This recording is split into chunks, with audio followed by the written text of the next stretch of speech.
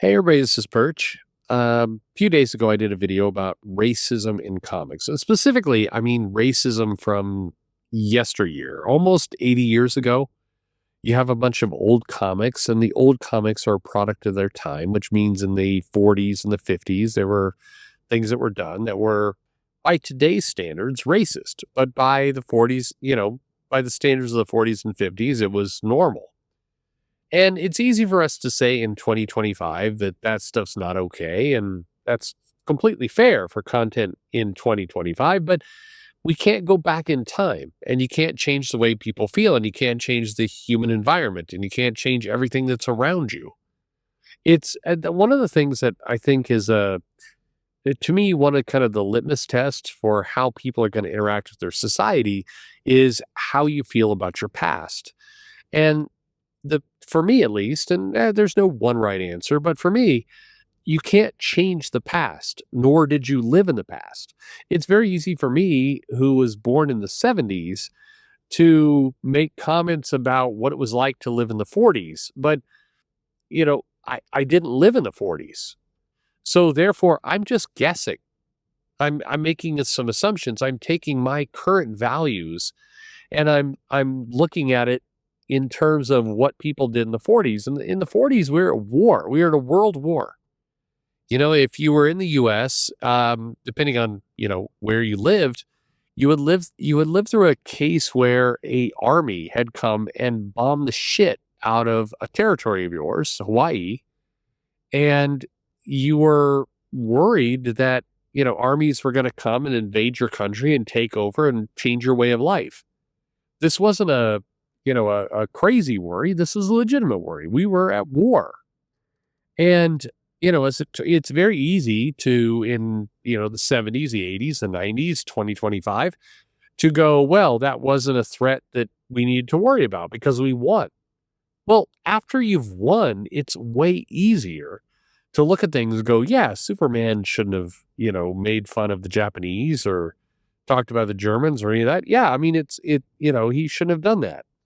Well, again, in 2025, it's easy to say that because we won that battle. Back in the 40s, when it was not certain that we were going to win, it's harder to say that. It's easier to have ethics and to have, these kinds of hindsight values after you know the way things are going to work. It's a little bit like, look, if you are in 2025 and you are, let's say, you're protesting under the banner of Antifa, and you're saying, it's wrong to, worry about immigration and, whatever it happens to be that you're protesting about. Well, if it's 2080, who knows how it's going to work out? Maybe that the whole concept of borders is gone in 2080. And if there are no borders at all in the planet and everybody's free to come and go wherever they want and everything is fine, then yeah, you would look back in 2025 and be like, yeah, I mean, all those people who are trying to protect the borders were clearly insane. Uh, who knows? I'm going to be dead by then, so it doesn't really matter to me personally. But it's just that time has a way of making fools of all of us, I guess. Um, anyway, so I did this video about comics back in yesteryear and the fact that there were things that were said that are arguably racist or xenophobic or whatever it happens to be. And I don't think it's right to edit them. With AI, you can certainly go back and do that pretty easily. Even without AI, you could go back and censor these comics and change them, or you could redraw them, or you can do any of those things. But I don't think it's a good idea because I don't think we benefit from whitewashing history. I think it's better to know how our predecessors behaved, created art, created stories, created messages, all that kind of stuff. I think it's better to leave that intact because I do prescribe to a very kind of age-old philosophy, which is those who do not learn from history are doomed to repeat it. Now, in 2025, it's easy to look back at the year 1940 and say the people who put, Japanese civilians in prison camps, in internment camps, that was wrong. But if you're in 1940 and the Japanese just bombed your country, you're being dictated by fear. And it's a hell of a lot easier to say that stuff is wrong when you know the way the history played out versus when you're living in the middle of history itself. I'm not justifying those actions. I'm just saying look. Everybody who's alive today has a much easier, path to determine whether that was good or bad. And so comics that are made during that time period that have racist elements, it's better to have them as they are. As somebody wrote, one of the comments said, well, you're white. So of course none of this bothers you. Well, first of all, I'm mostly white. I think I've said this before on the channel, but it's been a long time. And I mean, earth shaking news. I'm not 100%, you know, white. There's a part of my ancestry is Japanese. When I talk about, having the godfather of my children is Japanese, I have a kinship to Japan, partly because it's in my blood. A percentage and not I don't want to say it this way because it's political, but not an Elizabeth Warren percentage of my heritage, but I am part Japanese. Um, I don't, but this is kind of the point. I don't live my life thinking like I'm part Japanese. I live my life thinking I'm part human. And you can call this white privilege. You can do anything you want with it, but the reality is, I look at kind of where we are as a society, and I look at what we've done, both current day and past day, and I think it's very dangerous if you start changing history. And comics are a part of our history.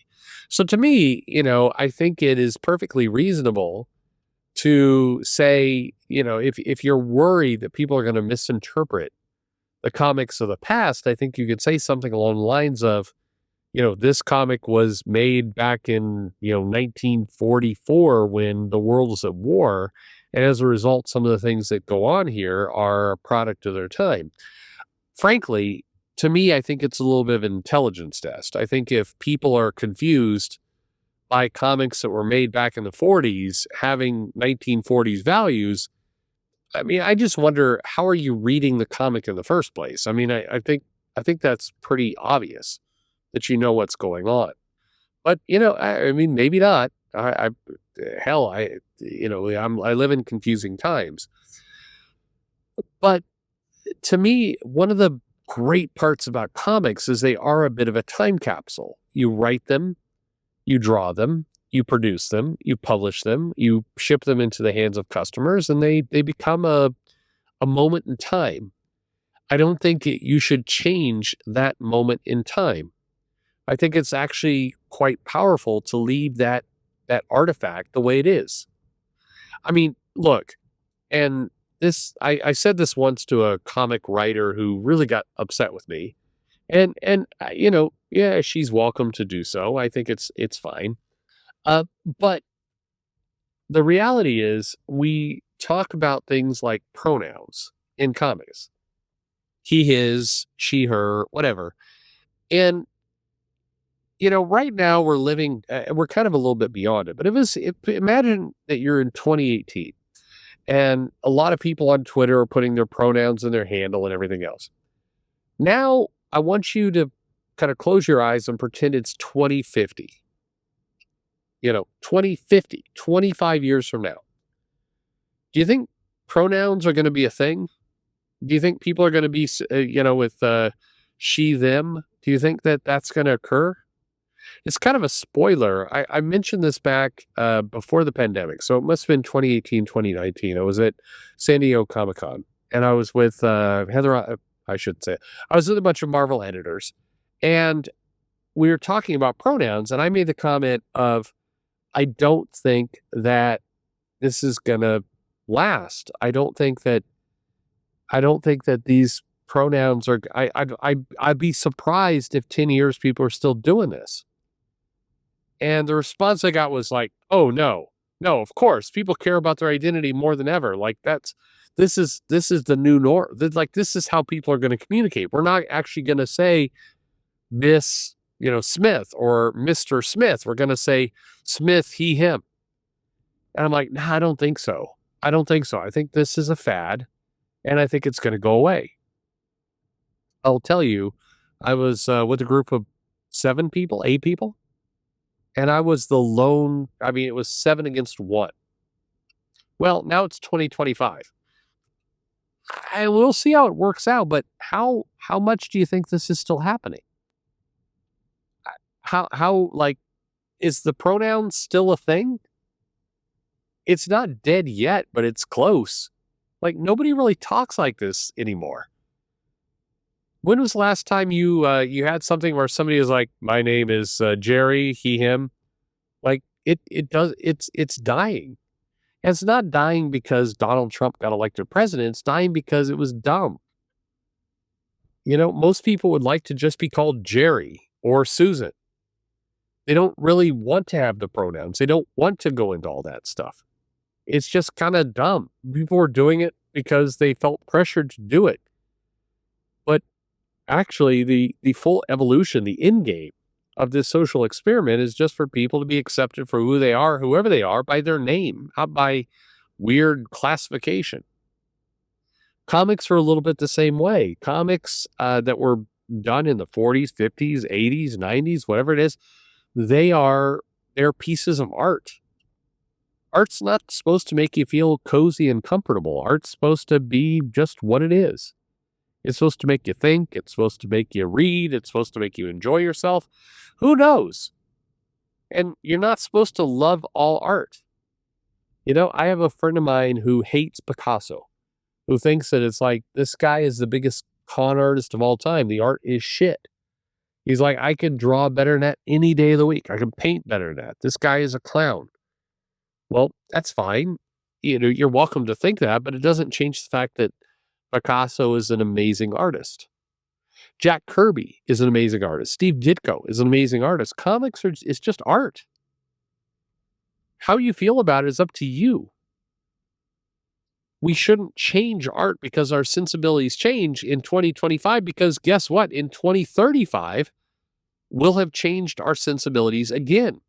In 2045, we'll change again. In 2055, we'll change again. We're always changing our opinion of what art is. And regardless of whether you're white, black, Japanese, Mexican, Indian, some other nationality I haven't mentioned yet, no matter what you are, you get to look upon art from your lens. That's the magic of art. You don't need art to conform to you. Art is about how you absorb it. And comics are art. So, I'll die on this hill. The good news is I don't have to die on this hill too much because, in 2015, it was harder. As I had a lot more opposition. 2025, more people are, on my side on this. In 2035, who the fuck knows? But art is art, and it's best when it's just left to be what it is. I think comics are wonderful, and they're wonderful because they're imperfect, and they're wonderful because they're products of their time. That's what makes art art. That's what makes comics comics. That's what makes you, the listener of this channel. I don't know what it makes you. But anyway, thanks for listening.